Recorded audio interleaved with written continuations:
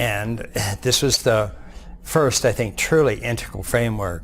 And it was referred to as AQAL. It had all quadrants, all levels, all lines, all states, all types.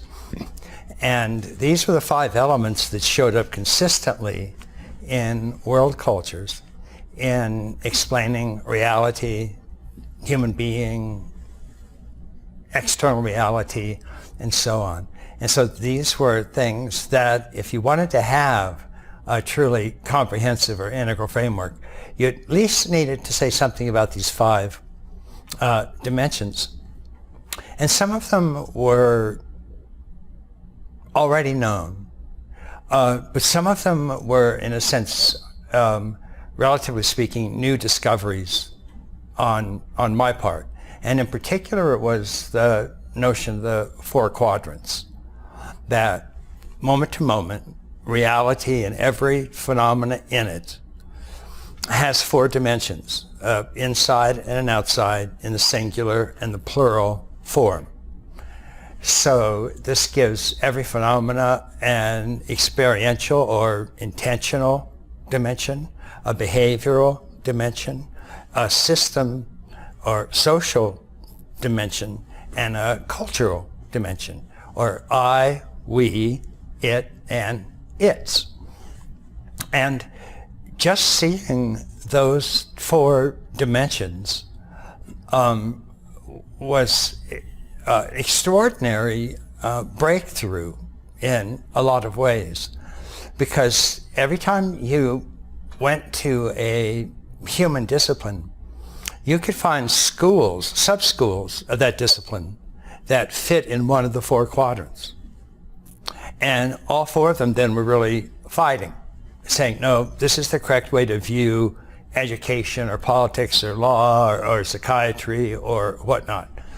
And the fact that virtually every human discipline had these 4 sub-disciplines should tell you something about it right there. And what it tells us is that these 4 dimensions are ever-present, ubiquitous, and apply to every phenomena that's arising. And so you can use that in 2 ways. The less strenuous claim is simply that it's a very good indexing system. It can let you go in and look at any phenomena and say, okay, where's the inside of it? Where's the exterior of it? Where's its collective interior? Where's its collective exterior? And you can just pretty much bet that they're there. And so you either look for disciplines that are covering that, or you can say, okay, here's something that's absent and needs to be dealt with. So the other dimensions were ones that had been around. Some of them were getting attention, some of them weren't getting attention, but that included levels, which was levels of development, which at the time I started writing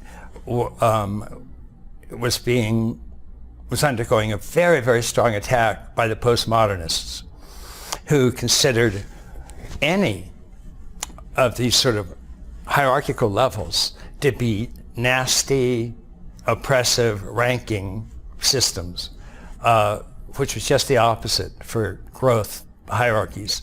They were means of freeing and being more inclusive, less marginalizing, were ways you overcame oppression.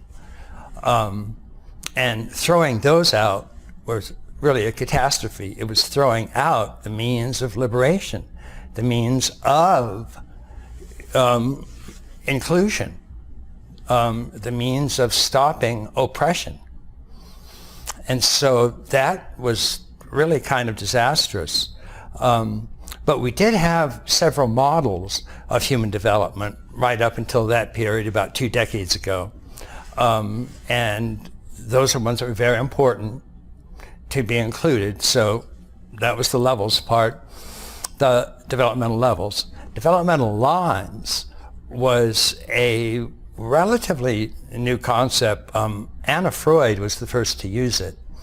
But to get serious about using it, I was probably one of the first, because what I pointed out is that you have these multiple developmental lines, many of them referred to as natural intelligences, and that these natural intelligences develop at relatively independent rates and relatively independent speeds, but they all go through the same developmental levels. So the analogy again is like going up a mountain, and you might have 10 paths up that mountain. And each path is both similar and different. The similarities is there's real meaning in saying I'm on path 4 and I'm at 3,000 feet. And somebody else is on path 7 and they're at 3,000 feet. So we're going to be similarities and differences. Similarities, we're both at 3,000 feet. And that's a meaningful thing to say. In terms of development, we're both at 3,000. But the view off the mountain is going to be quite different from the different paths. So one's going to be looking north, one's going to be looking south, one's east, one's west, and so on. So the point is that both of them are important. So those are quadrants, levels, and lines. And then states were states of consciousness. And they became particularly important in meditation and the contemplative disciplines. And the contemplative disciplines were important because they pointed the means to waking up, to enlightenment. And that, although not something that were that common in the West, the East is very, very familiar with it. Western mystics are very, very familiar with it. And we're becoming more and more aware of its importance and of the fact that states of consciousness are how you wake up to deeper and deeper and deeper dimensions of reality.